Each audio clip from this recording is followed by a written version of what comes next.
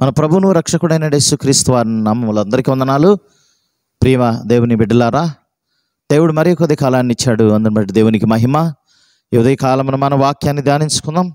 ప్రియులారా, ఈరోజు వాక్యాంశము పరలోక సంబంధమైన పిలుపులో ఉన్నవారము చేయవలసినవి లేకపోతే పాటించవలసినవి ఏమి? పరలోక సంబంధమైన పిలుపులో ఉన్న మనము పాటించవలసినవి ఏమిటి? ప్రియమైన దేవుని బిడ్డలారా, మరి దేవుని యందు మన విశ్వాసం ఉంచాం. ఎందుకు? ఆ పరలోక పట్టణములో ప్రవేశించడానికి.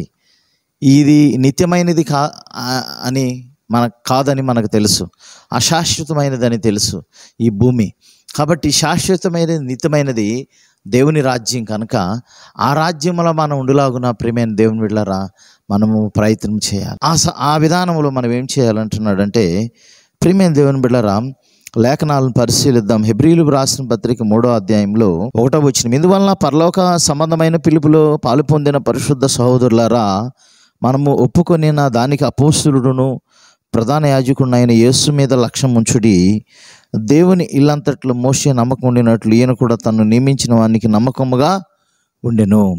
ప్రియమైన దేవుని బిడ్డలారా, ఇక్కడ మనం గమనించినట్టయితే మన లక్ష్యము యేసు మీద ఉంచాలి. మనల్ని రక్షించింది ఆయనే, మన పాపాలు తొలగించింది ఆయనే, ఇంకా మనల్ని గైడ్ చేయటానికి పరిశుద్ధాత్మని ఈ లోకానికి పంపించింది ఆయనే. కాబట్టి ప్రియమైన దేవుని బిడ్డలారా, మనం ఆయన మీద లక్ష్యం ఉంచాలి.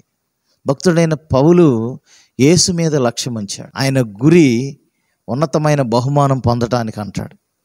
కాబట్టి ఈ భూమి మీద ఉన్నంత వరకు యేసు ప్రభు వారిని ఆయన అనుసరించారు. కాబట్టి ప్రియమైన దేవుని బిడ్డలారా, మనం కూడా యేసు మీద మనము లక్ష్యం ఉంచాలి. ఆయన ఏమేమి చేశాడో అవి చేయవలసి ఉన్నది. ఆయన ప్రేమ కలిగి ఉన్నాడు, దయ కలిగి ఉన్నాడు, ఇతరుల పట్ల జాలి కలిగి ఉన్నాడు. ప్రియులారా, అవన్నీ కూడా మనం చేయవలసి ఉన్నది. అంతేకాదు, కొన్ని అవమానాలని ఎదుర్కొన్నాడు, నిందలను ఎదుర్కొన్నాడు. ప్రియమైన దేవుని బిడ్డలారా, కాబట్టి మనం చేయాలి. అన్నిటికంటే ముఖ్యంగా ఇక్కడ ఇవ్వబడుతుంది, ఆయన నమ్మకముగా ఉన్నాడంట. తండ్రి ఏ ఉద్దేశంతో ఈ లోకానికి పంపించాడో ఆ పని జరిగించడానికి నమ్మకంగా ఉన్నాడు. ఎన్నో అవాంతరాలు జరిగినాయి.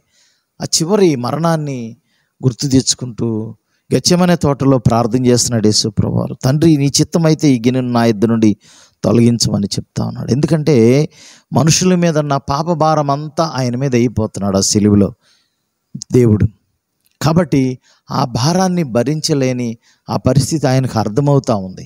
కాబట్టి అయ్యో, ఈ చిత్తమైతే గిన్నె నా యొద్ద నుండి తొలగించమని వెంటనే మరలా నీ చిత్తమే సిద్ధించును కాక అని ప్రభు ప్రార్థన చేశారు గెత్సేమనే గార్డెన్లో, తోటలో. కాబట్టి ప్రియమైన దేవుని బిడ్డలారా, మొదట ఈ లోకానికి వచ్చినప్పటి నుంచి ఆయన 33.5 సంవత్సరాలు బ్రతికారు.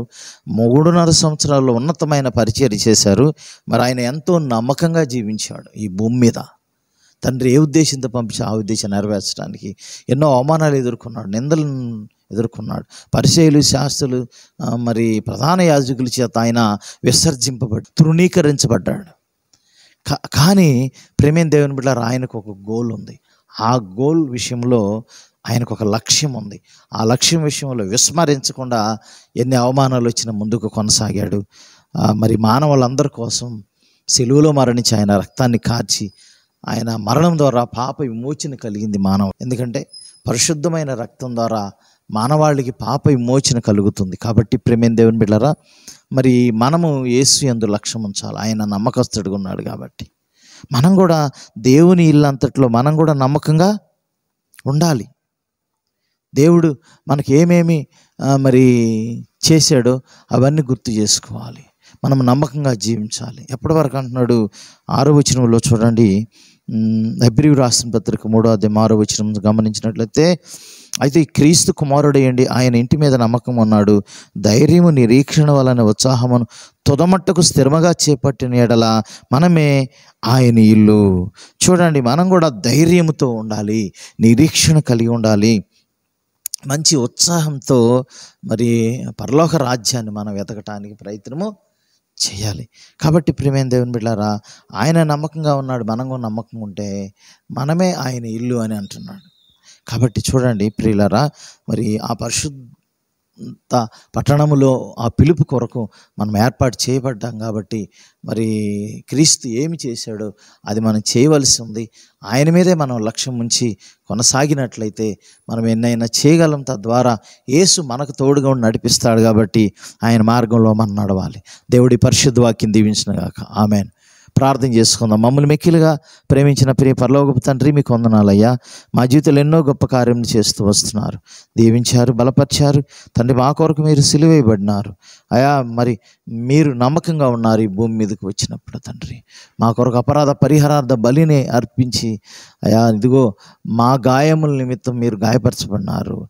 మాకు రావాల్సిన శిక్షను మీ మీద వేసుకుని అయా మీరు ఓర్చుకున్నారు తండ్రి. మా మీద శిక్ష లేకుండా చేశారయ్యా.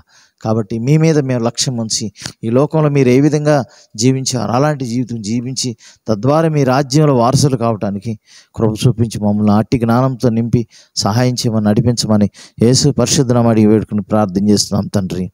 ఆమెన్. మన తండ్రి అయిన దేవుని ప్రేమ, ప్రభువైన యేసుక్రీస్తు వారి కృప, పరిశుద్ధాత్మని సహవాసమునకు చేరువానుకుని సకల పరిశుద్ధులకి ఎల్లప్పుడూ తోడే నడిపించును గాక. ఆమెన్.